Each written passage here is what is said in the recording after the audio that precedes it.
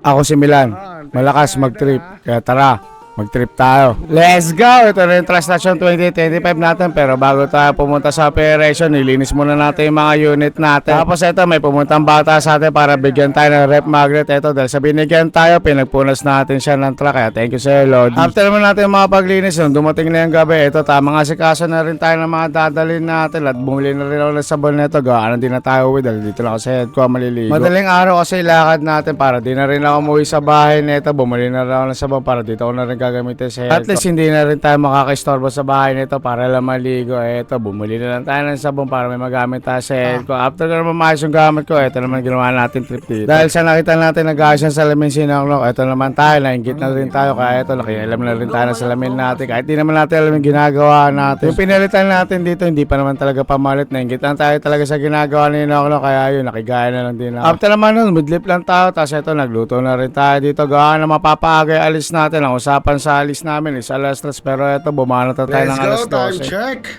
Mag-aalaw na na at katatapos lang natin maligo. At dito na tayo naligo pero di tayo natulog. Let's go!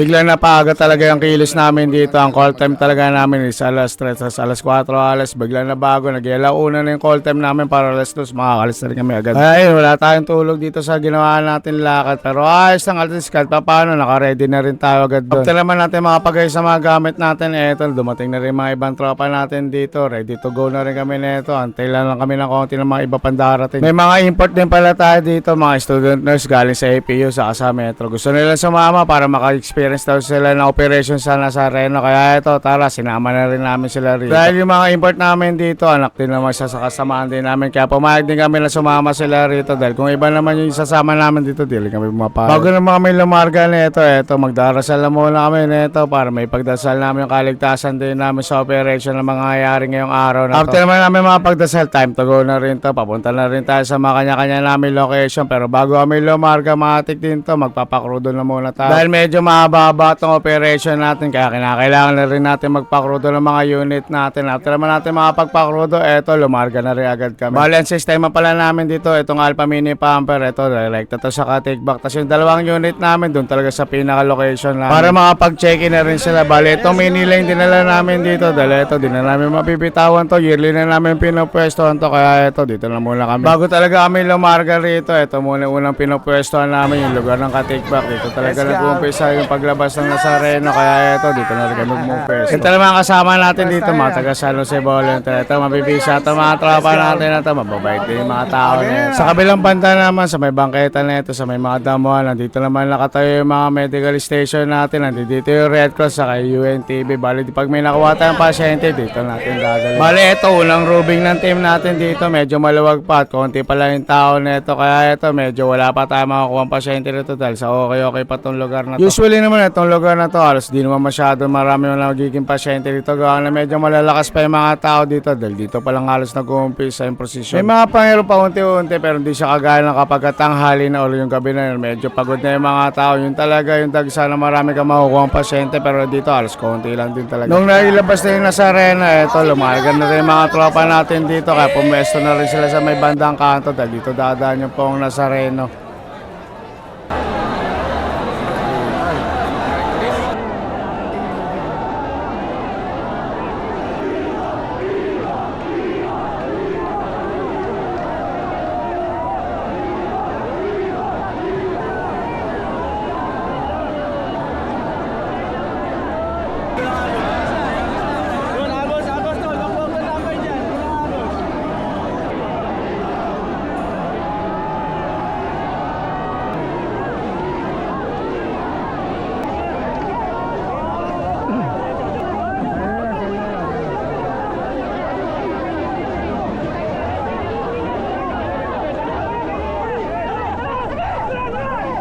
Sakto naman sa pwesto natin, nakakuha yung mga tropa natin dito ng mga taga San Jose na isang pasyente at dinala rin nila agad dito sa may Red Cross Medical Station. Tapos maya lang din, meron pa isa dito ng pasyente na nakuha yung mga taga Red Cross. Kaya ito, medyo okay naman din at konti lang din nakuha dito ng pasyente. Paglakpas naman ng karosa sa pwestohan natin, ito medyo umupa na rin yung dami ng tao dito at lumuwag na. Medyo okay na rin tong pwesto dito, kaya ito pwede na rin kami lumipat. Pero bago tayo lumipat, syempre antayin muna natin mga ibang tropa natin na nag-grooving. Tapos ito, umalis din namin dito isang ambulansya ng Red Cross. Bali nilabas sila yung mga pasyente na kuha din nila. After naman dumating ng mga tropa natin, ito lalarga na rin agad tayo nito. Pupunta na rin tayo sa tunay na station natin sa may Arlegui banda to, sa may TIP. Bali doon na tayo makukompleto, isang buong team na tayo doon. Ito lang din talaga kaya kami pupunta rito dahil girly na namin napopwestuhan to. Ayaw namin bitawan tong unang stasyon na to dahil dito kami talaga mag-uumpisa. Tapos bago tayo bumalik nga ito nakasalubong pa natin dito yung mga tropa natin. Nag-aabang na rin sila rito. Kaya sinabihin namin sila rito na mamaya na sila dito pumeso dahil before lunch pa bago makarating dito sa lugar yung pong Nazareno. Pagdating naman ng alas 9 na umaga, ito nagpe-prepare na rin mga tropa natin para makapag-rubing na rin sila. Buti na lang din kamo, hindi masyado mainit ang mga oras na to. Kaya yung panahon na to medyo mabisa talaga to para sa mga deboto, pati na rin sa mga rescuer natin at medyo makagalaw sila ng maayos dito dahil di sobrang mainit. At dahil sa medyo late na yung second team natin dahil kumuha ng pagkain, ngayon pa lang sila lalabas na ito, so susunod sila sa unang team na lumabas sa amin. Bali dito sila muna po pwesto sa may Ayala Boulevard, sa may tulay na ito dahil dito dadaan din yung Nazareno. Bali yung pinwestuhan natin dito sa may TIP banda, dalawang beses dadaan malapit sa amin yung Nazareno na ito. Ito yung bali unang pwestuhan na madadaanan ng Nazareno. Ito tamang rubing pa rin mga tropa natin dito kaya lumakad-lakad din muna sila rito. Kung maharap din sila dito na may kailangan ng medical assistance. Sakto naman sa pag-iikot natin may isang tao rito na sugatan niya pa, kaya ito pinalilinis sa mga tropa natin yung sugat niya para makalarga pa raw. Kaya ito pinaupo muna siya sa may bangketa, pinalayo muna siya dun sa maraming tao para kahit paano habang nilinis sila yung sugat dito, di sila mapahamak pare-parehas. Dahil pag yan nilinis sila dun sa maraming tao, pagka nagsalyahan yan, tas sila nakaupo lahat, madadelikado mga buhay ng mga tropa natin dito, kaya ito lumayo-layo din sila rito. After man nila malinis sugat dito ng isang pasyente, ito sakto dumaan na rin sa Reno sa may harap nila at medyo malawag-luwag pa naman at di pa masyado magalo sa pwesto nila. Mabuti na lang din, medyo malaki-laki itong lugar dito, nakita nyo dumadaan lang yung tao dito, hindi masyado nagkukumpulan, nagdudumugan talaga. After naman dumaan na maraming tao dito at yung pang nasa Reno, ito medyo malawag-luwag na rin dito kaya lumarga na rin mga tropa natin at lumipat din ng pwesto. Bali dito naman sila pumesto ngayon sa may pagbaba ng tuloy sa may Ayala Bridge. Ito naman yung nangyari dito at ang kaganapan ito na dito na rin nasa Reno, saktong-sakto din sa pwesto nila. At nung medyo kumapal na yung tao, ito na yung kaganapan dito, nagkaroon sila rito ng isang pasyente kaya dinala na rin nila to sa medical station na malapit dito sa pwesto nila.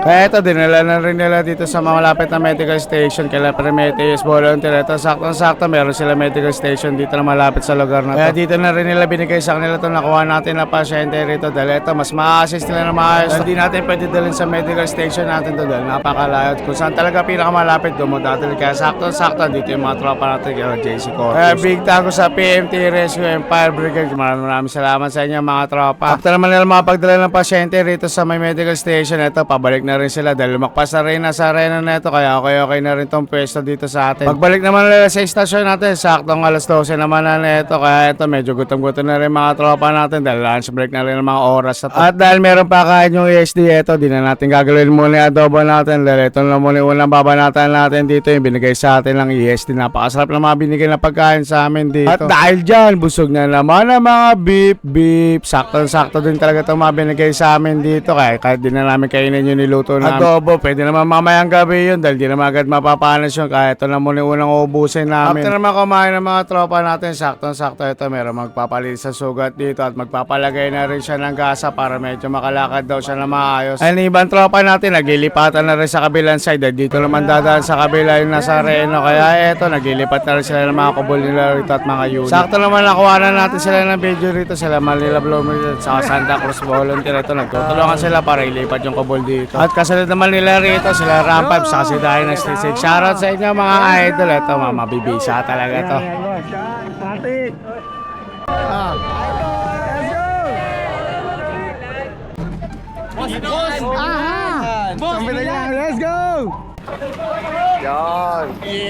Let's go! Let's go! At nang okay na at nakapaglipat na yung mga ibang tropa natin, ito, pinuwesto na rin natin yung Alpha Super Medic natin. Naglabas na rin tayo ng lamesa rito para malagay mga ibang gamit natin. Di pa matagal yung pag-ayos natin. Ito, may mga pasyente na tayo pumunta rito para magpa-BP. Kaya yung iba rito, habang nagsiset-up, nagtitreatment na rin yung mga iba rito para makapag-ayos na rin tayo ng pwesto natin. At dahil sa wala tayong dalang sariling kubol dito, ito na lang ginamit natin dito. Yung mga gamit ko pang camping natin, mabisa na rin to at madali lang likpitin at di na masyado may mahirap i-set up. Ito, pangaral lang din talaga namin to sa araw. Wag lang din talaga ulan dahil di kakayanin nito yung ulan. Mababasa talaga tayo nito kapag umulan. Pero mabuti na lang din talaga at hindi umulan ng mga araw na to. After naman mga pag-set up, ito napansin ng mga tropa natin na malambot yung gulong natin. Kaya ito, naghanap tayo ng vulcanizing shop dito at nagpahangin na rin tayo agad ng gulong nito para makabalik din tayo agad sa pwesto natin dahil baka maya-maya lang din mawala ng pwesto yung super medic natin. Kaya kailangan din natin agad makabalik nito dahil yung mga iba nito naglilipatan na rin ng pwesto. Mabuti naman pagbalik natin, mabilisan lang din tayo. Wala pa nakapwesto sa dating pwesto ng super medic natin. Kaya ito, lagyan na ulit tayo dito. Ano ko yun pag nagkaroon na ako?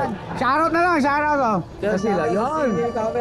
Pagdating naman ng mga bandang alas 3, ito may mga gusto na mag-grooving nito. Kaya yung ibang team natin, pinalabasan natin dahil gusto na umikot dahil naboboard na ata rito kakaba. Tapos pinuntahan din tayo ni Nazareth Alpha rito para kamustahin din tayo dahil pupwesto tayo mamaya sa pwesto nila. Binagbigyan tayo ng isang pwesto. Kaya big tango sa Nazareth Volunteer. Lagi rin tayo binibigyan ng pwesto dito sa may malapit sa kanila. Kaya big tango sa inyo mga lodi. Pero mamaya pa tayo pupunta rin. Tamang grooving na ulit yung mga ibang team natin dito. Kaya ito, naglilibot-libot na rin sila rito sa may paligid. Kung sakasakali may makita silang pasyente. Ito, sakto-sakto. Meron pa rin isang natitirang pasyente. Kaya ito, agad na rin nila pinuntahan para madala na rin sa malapit na medical station. Medyo may kalapitan lang din yung malapit na medical station dito dahil di pa naman sila masyado nakakalayo dito. Itong unang pwesto na napunta nila may laman lang. Kaya ito, pinalitan pa tayo sa may kabila lang din. Dito.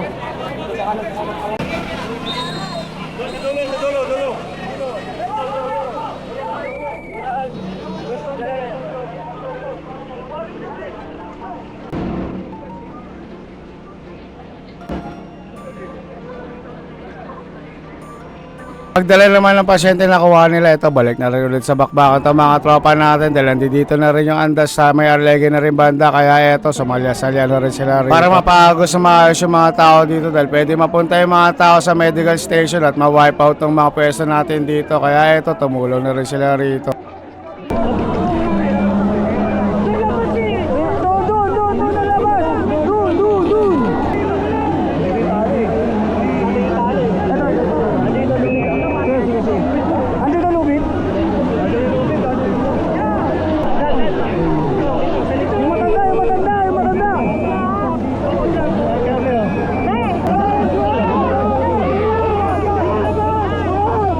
After naman dumaan ng andas, eto medyo lumawag-luwag na rin dito yung mga tao at medyo relax na rin dito. Kaya eto, pabalik na rin sila sa istasyon natin. Bali, ibang grooving team natin nakakuha ng pasyente pero etong napapanood natin dito, wala nakuha to. Kaya eto, balik na rin sila agad dito sa may istasyon natin. Yung ibang team naman natin, eto gumagalaw na rin para mapagligpit ng mga ibang gamit natin. Pero bago tayo lumipat ng pwesto, eto, dalawin muna tayo mga tropa na taga San Antonio Volunteer. Lagi natin kasama to sa Fiesta ng Sareno. Lagi natin kasabay sa operation din. And meron din tayong tropa rito na nagpa-vlog si Deck TV Cross, member din nila kaya pakipollow na rin mga lodi, mabait din tong tropa natin. After naman natin mapagligpit na mga gamit, ito bumunta na rin tayo dito sa may Carlos Parangka. Yearly din natin pinapwestohan to at dito rin tayo nagtatapos ng operation natin. Kaya big tango kailan Nazareth Volunteer, lagi tayo binibigyan ng isang butas dito sa lugar nila. Kaya maraming salamat. Sana next year pa rin mabigyan pa rin tayo ng isang butas dito sa area nila. At dahil sa ito yung last station natin, medyo gagabihin tayo dito dahil ito medyo anong oras na makakarating dito yung andas ng Nazareno. Gawa nga na medyo bumagal na rin talaga yung andas dito dahil wala na rin lubid. Kaya yun, medyo matatagalan talaga tayo. Pero ayos lang, sanay-sanay naman din tayo dahil mga unang operation natin na Nazareno nung wala pang COVID, medyo late din talaga kami nakakauwi na, madaling araw na rin halos. Itong panahon lang naman yung mabilis yung magkaroon ng mga COVID-19 kaya yun, medyo mabilis lang talaga yung ikot na at maaga lang din kami nakakauwi. Pero ngayon, balik na ulit sa normal. At sa wala rin tayo magawa, ito tamang trip na lang din tayo nito habang nag-aantay. Tapos dumating na rin dito yung SIDAG team dahil so wala rin naman daw sila papwesto. Dito na rin sila pamwesto sa lugar namin. Sakto sa may kasama na rin tayo mag-aabang na matagal dito. Ito mga SIDAG team. Shoutout sa inyo mga idol. Ingat kayo lagi. Pagdating naman ng gabi, nag-change outfit na rin mga tropa natin. Tapos nagkain na rin tayo ng dinner dito. Ito, dito na natin kinain yung adobo natin. Meron kami dala rito super kalan. Kainin na rin namin. Ito, takam na rin kami nito dahil tanghali pa lang. Gusto na namin banatan tong adobo na ito. Ito, kahit maalam natin meron tayong pagkain lagi na ibibigay dito galing ESD. Nagluluto pa rin kami ng adobo. At at least meron pa rin tayong pangkalso. After naman namin kumain, ito bumalik na rin agad kami sa ambulansya. Nagpahinga lang kami saglit. Ito naman may nagpaparinis naman ng sugat dito. Noong mga oras na to, yung andas na ito malapit na din talaga. Sadyang mabagal lang yung andal. Gawa na wala ng lubid kaya tamang antay pa rin tayo dito. At dahil sa sinabi malapit na ito, lumarga na yung mga ibang team natin. Nag-ikot na rin. Tapos ito, nagdatingan na rin mga ibang rescuer dito. Kaso yun nga lang din talaga, medyo wala pa rin talaga dumarating na andas dito. Dahil sobrang tagal pa bago dumating ng mga oras na to. Yung dami ng tao na nakabang dyan, maya tignan nyo, mawawala din yan pagkatapos sa mga ilang oras. Kaya ito, tamang relax pa rin tayo na ito. Mga bandang alas 9, nawala na rin mga tao sa harap natin. Sobrang tagal pa talaga bago makarating dito. At dahil sa wala tayong tulog, medyo mahapdi na yung mga mata natin. Kaya ito, nagpapatak na rin tayo para kahit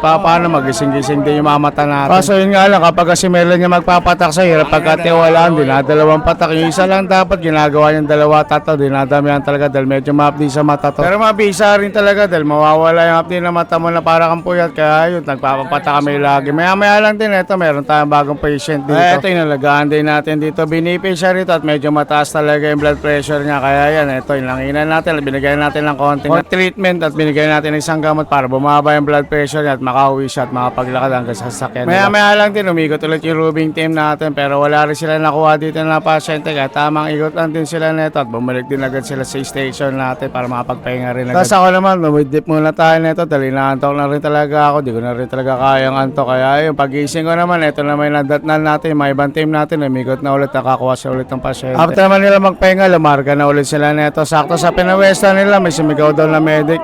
Kaya ito, pinunta na rin agad nila at kinuha rin nila yung pasyente rito.